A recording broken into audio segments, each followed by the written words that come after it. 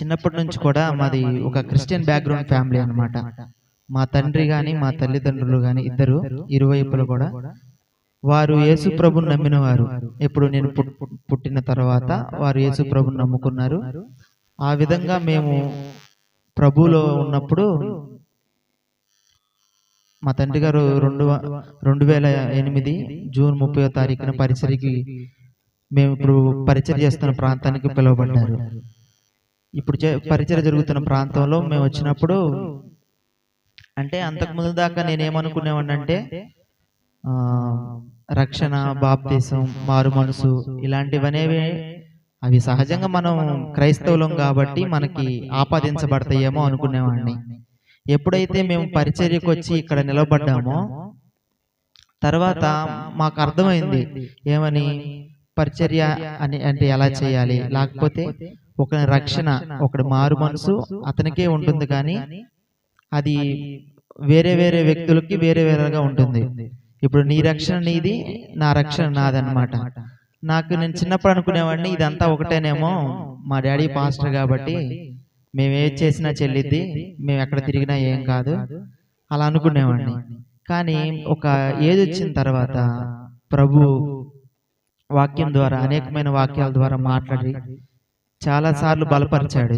ఎందుకంటే మేము పరిచర్యలో ఉన్నామనే కానీ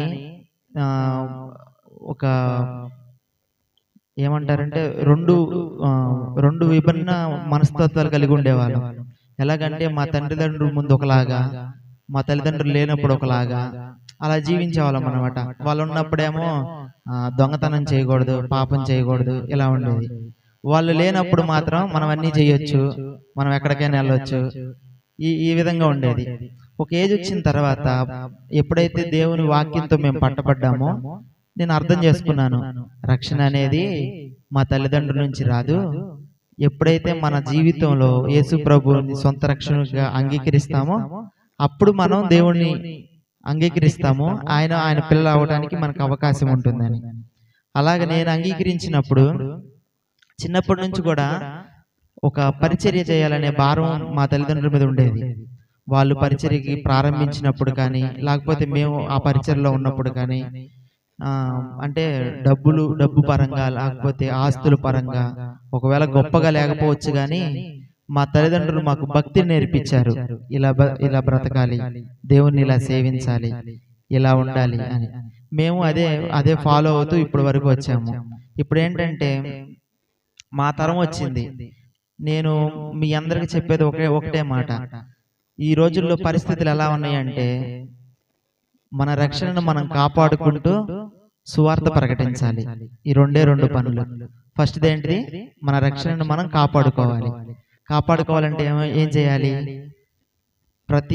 మీ చర్చిలో ఏదైతే నియమించిన కూడికలు ఉన్నాయో వాటన్నిటికీ మీరు ముందు రావాలి. ఇప్పుడు సహవాసం కలిగి ఉండాలి. సేవకులతో మీకు సహవాసం లేదనుకోండి, వాళ్ళు ఏం చెప్తున్నారో మీకు అర్థం కాదు, మీరేం చెబుతున్నారో వాళ్ళకి అర్థం కాదు. ఎప్పుడో క్రిస్మస్కి ఒకసారో, న్యూ ఇయర్కి ఒకసారో వచ్చి పాస్టర్ గారికి కనపడి, పాస్టర్ గారు వందనాలంటే వందనాలు అంతే. మీకు వాళ్ళకి మధ్య ఒక సహవాసం అనేది లేనప్పుడు ఏమవుతుందంటే పాపం చేయడానికి ఎక్కువ అవకాశం ఉండిద్ది అనమాట. ఎప్పుడైతే మనం దేవునిలో తప్పిపోకుండా వస్తూ ఉన్నామో మనం దేవునికి మరింత సమీపంగా ఉంటాము, అప్పుడు పాపానికి అవకాశం ఉండదు అనమాట. ఆ విధంగా ఇంకోటి ఏంటంటే సువార్త ప్రకటించాలి. మీరందరూ నిన్న న్యూస్ చూసుంటారు, హైదరాబాద్ దగ్గర ఒక ప్రాంతంలో ఒక చర్చి ఉంటే ఆ చర్చి మీదకి వచ్చేసి వాళ్ళ మీద దాడి చేశారు అందరూ. అది పెద్ద గందరగోళం అయిపోయింది. అక్కడ ఉన్న వాళ్ళందరిని కొట్టారు, కొంతమందిని భయంకరంగా కొట్టారు. వాళ్ళందరూ ఇప్పుడు ప్రజెంట్ హాస్పిటల్లో ఉన్నారనమాట. ఇలాంటివన్నీ ఎందుకు జరుగుతాయి అంటే మనం ఎప్పుడైతే ప్రార్థించడం తగ్గిస్తామో, లేకపోతే ఎప్పుడైతే సహవాసం తగ్గిస్తామో ఇలాంటివి జరుగుతూ ఉంటాయి. ఇప్పుడు వాళ్ళు కూడా అనుకుని ఉండరు మా మీద ఎవరో దాడి చేస్తారు, లేకపోతే మా మీదకి ఎవరో వస్తారని. కానీ అది జరిగిన తర్వాత ఇప్పుడేమంటున్నారు, మనందరం స్ట్రాంగ్ గా ఉండాలి, వాళ్ళని ఎదుర్కోవాలని ఇప్పుడు మాట్లాడుతున్నారు. కాబట్టి రేపు ఆ పరిస్థితి మన చర్చికి కూడా రావచ్చు. ఎందుకంటే ఇప్పుడున్న రోజులు ఎలాంటివంటే ఎవరిని నమ్మటానికి లేదు. యేసు ప్రభువును నువ్వు నమ్ముకున్నావని చెప్పావా, నిన్ను ఈ సమాజమే వెలివేసిద్ది. ఎందుకంటే యేసు ప్రభునే నమ్మలేదు. కాబట్టి మనం ఎంత? కాబట్టి మనం ఏం చేయాలంటే ఫస్ట్‌ది మన రక్షణను మనం కాపాడుకోవాలి. నేను నా 14వ ఏట యేసు ప్రభుని నమ్ముకున్నాను. మా తండ్రి గారు వాక్యం చెప్తున్నప్పుడు నాకు అర్థమైంది, నేను చేసింది పాపం, నేను పాపంలోనే ఉన్నాను, ఇది నా పాప స్థితి. దేవుడి దగ్గర ఒప్పుకున్నాను, ప్రభువా నన్ను క్షమించు, నేను పాపం చేశాను, ఇప్పటి వరకు ఏదో రెండు తలంపుల మధ్య బతుకుతున్నాను, కాబట్టి ఇలాంటి బ్రతుకు నాకొద్దు, నేను కూడా మంచిగా అంటే పరిశుద్ధినిగా జీవించాలని నేను ఆశించిన తర్వాత ఒకరోజు మా తండ్రి గారు చెప్పారు సంఘంలో, ఇట్లా బాప్తీసాలు ఇవ్వాలనుకుంటున్నాం, ఎవరైనా ఉన్నారా అని. మా తమ్ముడు నేను ఒకేసారి మరి బాప్తీసం పొందడానికి దేవుడు కృప చూపించాడు అనమాట. అట్లాగా మేము ఎప్పుడైతే ఈ మార్గంలోకి వచ్చి మా తండ్రి గారు చెప్పింది కానీ లేకపోతే అనేక మంది సేవకులు చెప్పేది ఎప్పుడైతే విన్నామో మాలో ఒక తెలియని ఆనందం వచ్చింది. చాలా సార్లు ఈ పరిచర్యలో ఉన్న భారాలను బట్టి అసలు విసిగేసిద్ది అనమాట. ఎందుకంటే కొంతమంది వచ్చేమో సేవకుని ఒక విధంగా చూస్తారు, ఇంకోళ్ళు వచ్చేమో ఇంకో విధంగా చూస్తారు.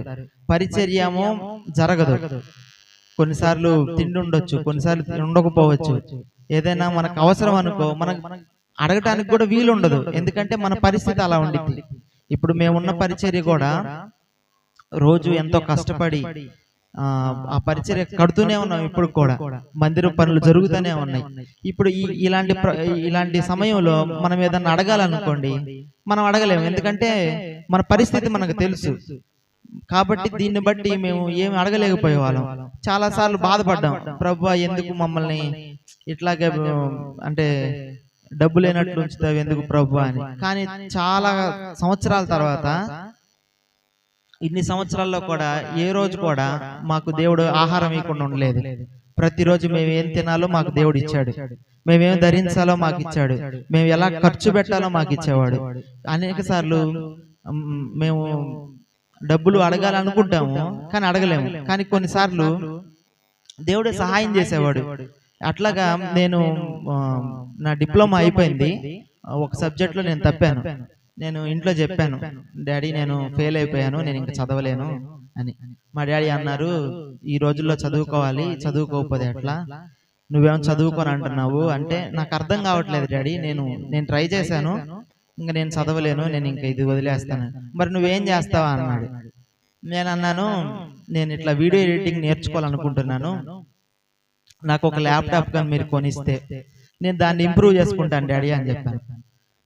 మరి అప్పటి వరకు మేము డాడీని ఎప్పుడు డబ్బులు అడగల, కానీ ఆ రోజు మేము అడిగినప్పుడు 80,000 ఇచ్చారు మా డాడీ ల్యాప్టాప్ కొనుక్కోవడానికి.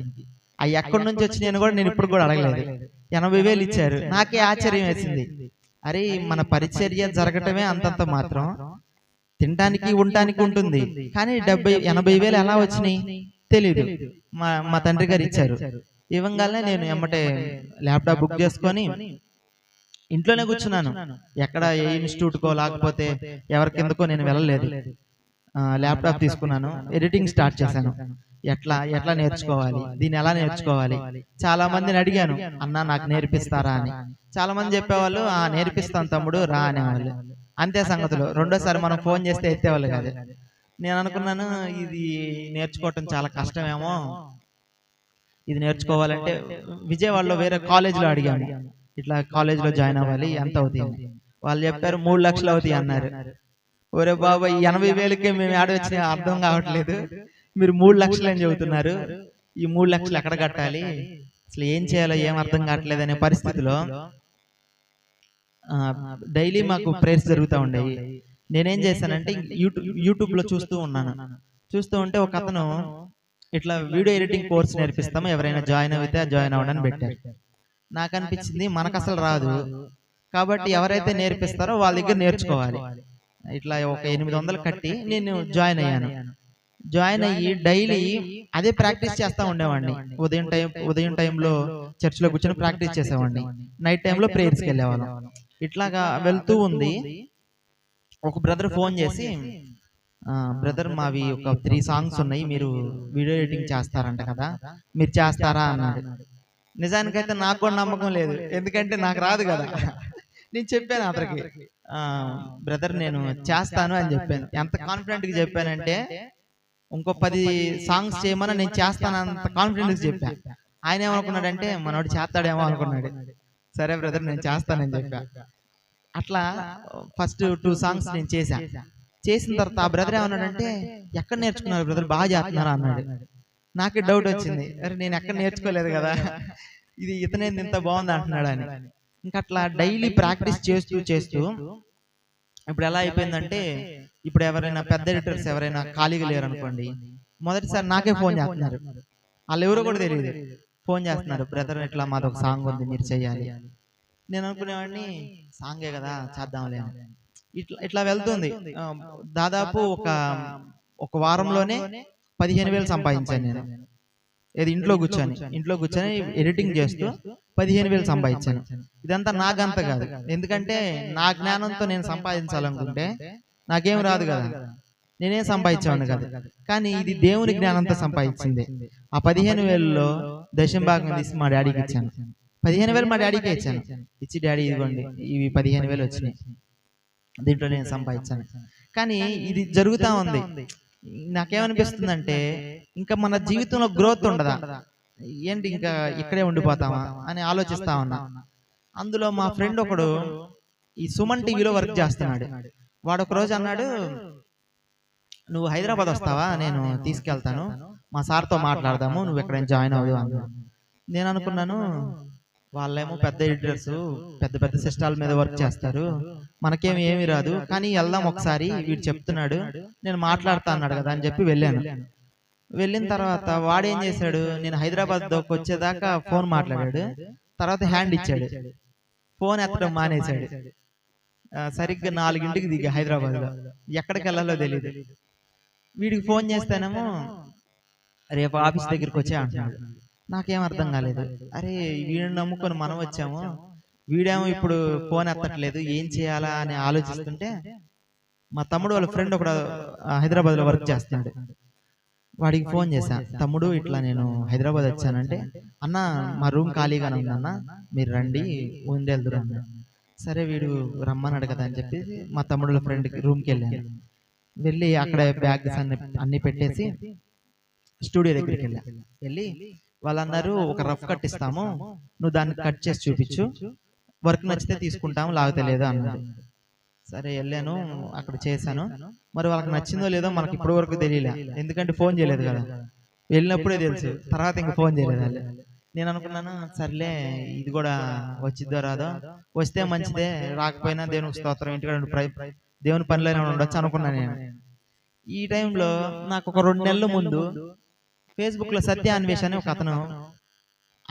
అతన్ని ఫాలో అవుతున్నా నేను. ఆయన ఏంటంటే అందరూ ఒక లైన్ లో నడుస్తుంటే ఆయన ఒక్కడు మాత్రం ఒక లైన్ లో నడుస్తున్నాడు. ఎలా అంటే మనమేమంటాం, చర్చి మీద దాడి చేశారనుకో, వాళ్ళని కొట్టాలి చంపాలి, ఏంది వాళ్ళు మన మీద దాడి చేశారు అంటాడు. ఈయనేమంటాడంటే మనం వాళ్ళని ప్రేమిద్దాం అంటున్నాడు. నాకు అర్థమయ్యేది కాదు, అరే వాళ్ళు కొడుతుంటే ఈయనేమో ప్రేమిద్దాం అంటున్నాడు, ఎట్లా సెట్ అయ్యింది ఇది అనుకునేవాడిని. చాలా సార్లు ఫాలో అయిన తర్వాత ఒకరోజు ఫోన్ చేశా, అన్న ఇట్లా నేను హైదరాబాద్ వచ్చే పని ఒకటి ఉంది, వస్తే మిమ్మల్ని కలుస్తా అన్న, మీరు ఫ్రీ ఉంటారా అన్న. సరే అమ్మా వచ్చినప్పుడు కాల్ చేయ అన్నారు. నేను ఎటు హైదరాబాద్ వెళ్ళాను, ఈ జాబ్ వచ్చిందో రాదో తెలీదు, కాబట్టి నేనేం చేశానంటే అన్నకు గుర్తొచ్చారు, కాల్ చేశాను, అన్న ఇట్లా నేను హైదరాబాద్ రావాలనుకుంటున్నాను, మరి ఏంటన్నా పరిస్థితి అన్నాడు. తమ్ముడు ఈ రోజే నేను ఖాళీగా ఉన్నాను, ఆఫీస్లో ఉన్నాను, నువ్వు వస్తే కలిసి వెళ్ళిపోదాం అన్నాడు. వెళ్ళాను 1.5 గంట మాట్లాడాను. అన్న అన్నారు, ఇప్పుడు ఏం చేస్తున్నావు నువ్వు అన్నాడు. నేను ఇట్లా వీడియో ఎడిటింగ్ చేస్తున్నానన్నా ఇంట్లో ఉండి అన్నా. నాకు ఒక ఎడిటర్ కావాలి, నేను చెప్పే మెసేజెస్ కానీ లేకపోతే మా చర్చి వర్క్ కానీ చేయడానికి కథన కావాలన్నాడు. నేను క్షణం ఆలోచించకుండా అన్న నేనున్నా అన్న నెక్స్ట్ మంత్ వచ్చాయి అన్నాడు. అదే మాట, నెక్స్ట్ మంత్ నువ్వు వచ్చేసాయి, నేను ఇక్కడ చూసుకుంటాను అన్న. అతను కలిసింది అదొక ఫస్ట్ టైం, అన్నను కలిసింది ఫస్ట్ టైం. కానీ ఆయన ఆ మాట ఇచ్చేసరికి నేను కూడా ఏమనుకున్నానంటే ఇంకో మార్గం లేదు నాకు, ఇది వచ్చిందో లేదో తెలియదు, ఒకవేళ ఇంట్లో ఉంటే పరిచర్యలో ఉంటాను, కానీ నాకంటూ ఒక సంపాదన కానీ ఏం లేదు. నేను అప్పుడు అనుకున్నాను, సరే ఇక్కడ ఉన్న పరిచర్లోనే ఉంటాము, దేవుని పని చేస్తాము, దేవునిలో ఉంటాము అని చెప్పాను. మా నాన్నగారికి చెప్పాను, డాడీ ఇట్లా అంటున్నారు, అన్నను కలిశాను, రమ్మంటున్నారు, ఏం చేయమంటారు. సరే అయ్యా, ఎటు పరిచర్లో ఉంటా అన్నావు కదా, వెళ్ళు, చూడు, అక్కడ ఉన్న పరిస్థితులను బట్టి ఉండు అన్నారు. నేను ఇప్పటికీ హైదరాబాద్లో 5 నెలలు అయింది. ఏ రోజు కూడా నా అంతట నేనుగా ఎప్పుడు డబ్బులు ఖర్చు పెట్టాల. కానీ అక్కడికి వెళ్ళిన తర్వాత వాళ్ళు ఎలా చూసుకున్నారంటే, సొంత తమ్ముడిని చూసుకున్నట్టు చూసుకుంటున్నారు. వాళ్ళ ఇంట్లోనే ఉంటున్నాను, వాళ్ళ ఇంట్లోనే తింటున్నాను, వాళ్ళ చర్చి కదా, మా చర్చి వర్క్లో చేసుకుంటున్నాను, అక్కడే ఉంటున్నాను.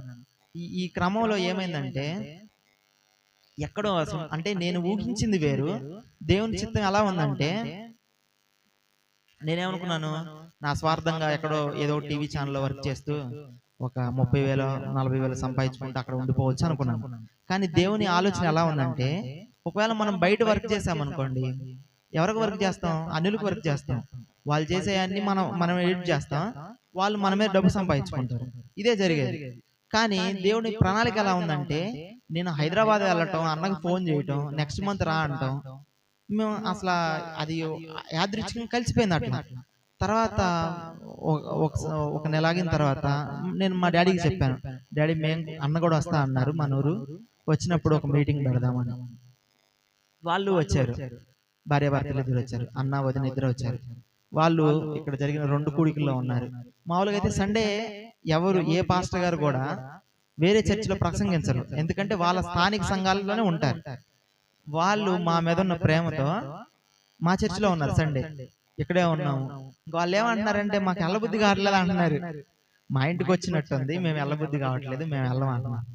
అట్లా మేము ఒక కుటుంబంగా కలిసిపోయాం. ఇదంతా ఏంటంటే దేవుని ప్రేమను బట్టి. ఒకవేళ చెప్పాలంటే, మాకంటే కులం పరంగా చూసిన, మనకు కులం లేదు, కానీ ఒక స్థాయి పరంగా చూసిన, ధనం పరంగా చూసిన వాళ్ళు చాలా ఎత్తులో ఉన్నారు. కానీ అవన్నీ ఏం పట్టించుకోలేదు, దేవుని ప్రేమను బట్టి వచ్చారు. సొంత అన్నయ్యలాగా నాకు ఇప్పుడు కూడా తోడే ఉన్నారు. మా పరిచర్లో ఫోన్ చేస్తారు, నేను ఇప్పుడు అక్కడే ఉంటున్నాను కాబట్టి ఏది ఉన్నా కానీ నాతో షేర్ చేసుకుంటారు, ఇలా చేద్దాం, పరిచర్య ఇలా చేద్దాం. ఇట్లా దేవుడు నా జీవితంలో ఇలాంటి కార్యాలు ఎన్నో చేశాడు.